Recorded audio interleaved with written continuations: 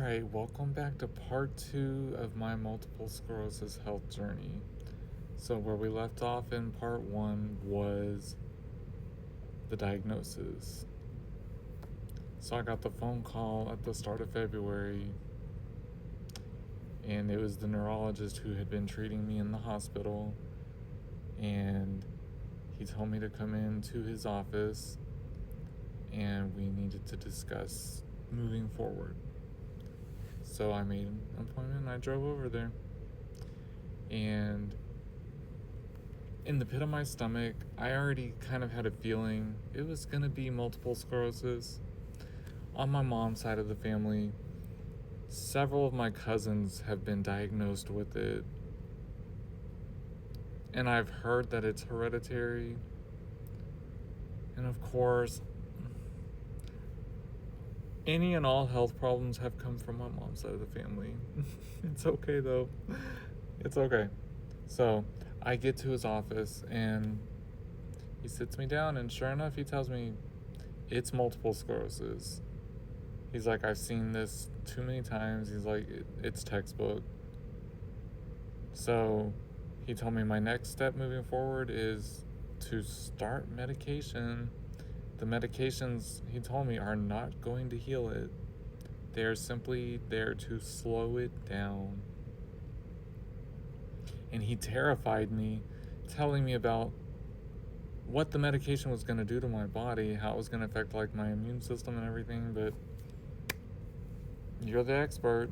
So he started me on beta seron injections.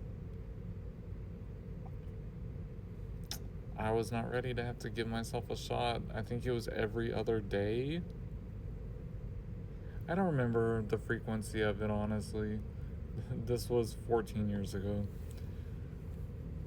Okay, so, all that aside, I was supposed to start a new job in January. I got hired on at the armored truck company called Garda. I was going to be working in the vault, dealing with all the money coming in. And I had to call my soon-to-be boss when I was in the hospital and tell her, hey, I'm not going to be able to start right away like we talked about. I'm in the hospital. So anyways, she understood and she worked with me, and so she started me as soon as I could, which was the beginning of February.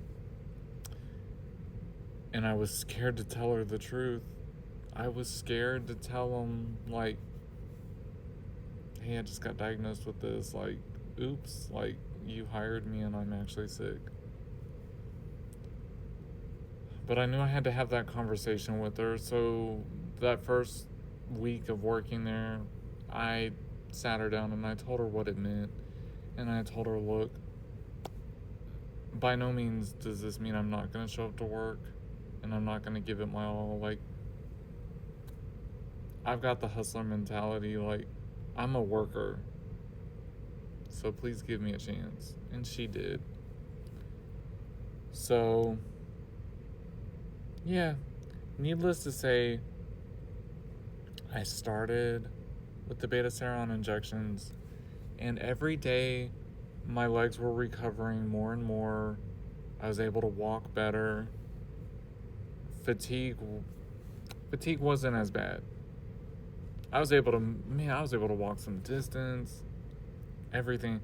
I miss even that version of me to now, because I can't walk the way I used to, and I wasn't as heat sensitive back then either.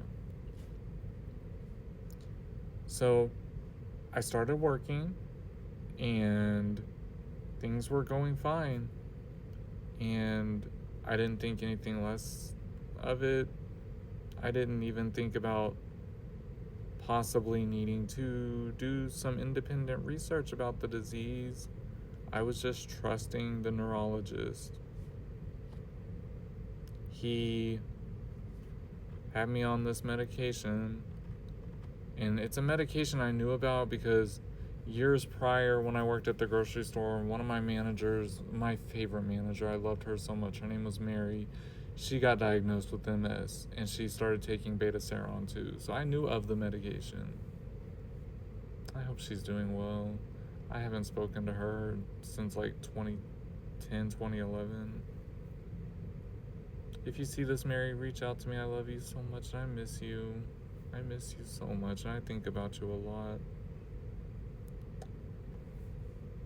So, as the year's going on, I'm just acclimating to this new disease, to this new reality.